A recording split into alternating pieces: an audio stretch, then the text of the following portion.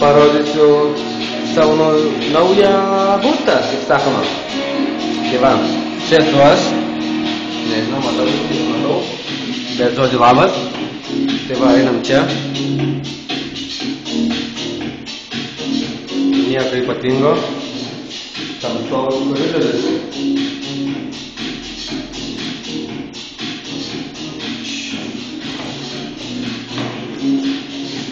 Čia yra, nieko nesimato, žodžiu, čia savininko kambarys. Čia tipo mano kambarys, bet tas darbičias negrįžo, neįsikraustė. Nu, žodžiu, po to parodysiu. Čia vonia. Nieko ypatingo, paprasta vonia.